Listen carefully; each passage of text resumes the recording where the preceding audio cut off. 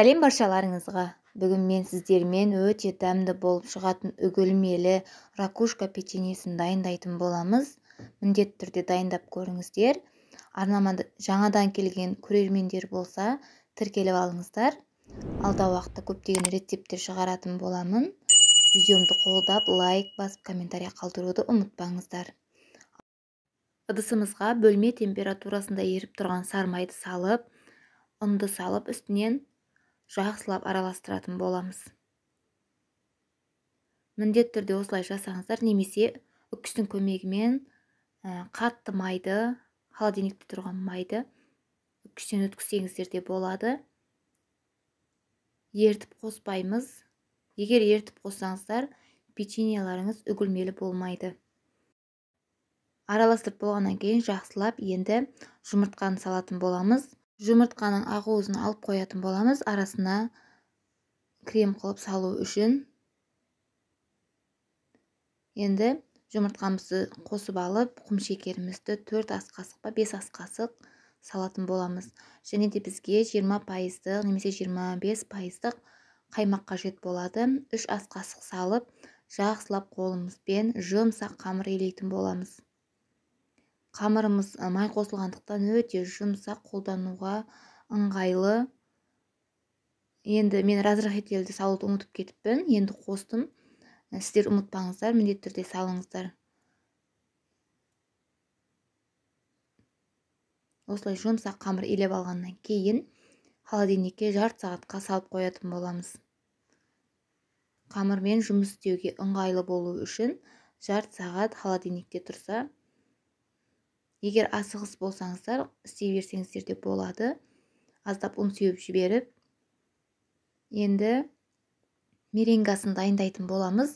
Аздап тұз саламыз, және де миксердің көмегімен жақсылап көпіртіп аламыз. Құмшекердің барлығын бірден салып жібермейміз. Көріп тұрғандарыңызда мен жаймен қосты, мен құмшекерді бір ас қасықтан салып отырдым. 3-4 минут жақсылап миксерлейміз, құмшекері ерігенше. Болмасам түбіне құмшекері еріп, шөгіп меренгеларыңыз ұқсамай қалады. Сол себепті 4-5 минут жақсылап миксерлеп алыңыздар.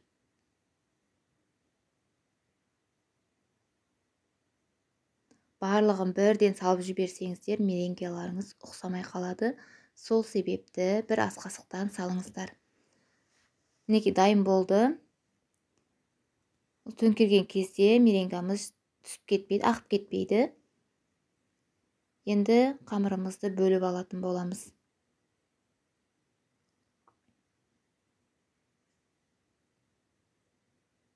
Мен көз мөлшерімен бөліп алдым. Енді таразға тартатын боламын қазір.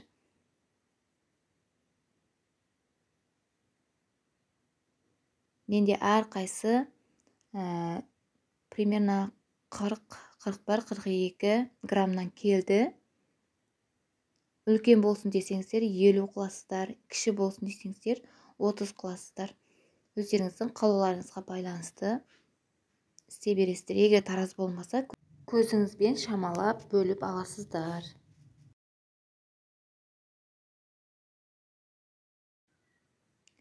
Міндетті түрде дайындап көріңіздер. Балдарыма қатты ұнады, барлығына қатты ұнады, өте дәмді болып шығады. Мен печенье сатып алмайтын болдым, осы печеньені істеп беремін. Сатылымға шығарсаңыздар да болады, міндетті түрде. Домашний болғандықтан барлығы сүйсініп жейді. Меренгамызды салып, осылай жайып болғаннан кейін жаңғағымызды салатын боламыз.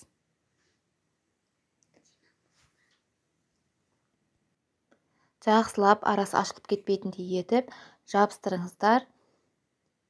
Тағы бір рет көрсетемін, екіншісіні. Көріп тұрғандарыңызда өте әдемі, топ-томпақ болып шықты. Екіншісін де жайып бүгіп көрсетейін.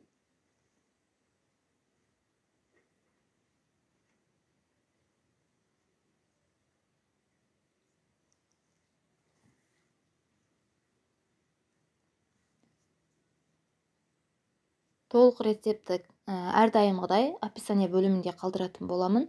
Сол жерден өтіп көрсеңіздер болады. Егер сұрақтарыңыз болса, комментарияға жазыңыздар. Міндетті түрде жауап беремін.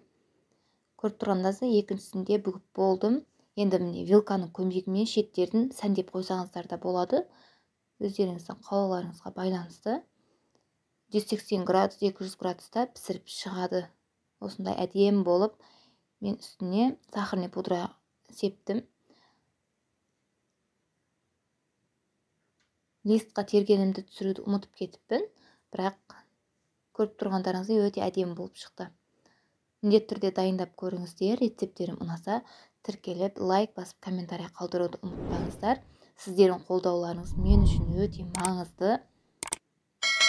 Комментарияға жаза кетіңіздер өз ойларыңызды. Қиын болмаса әрине.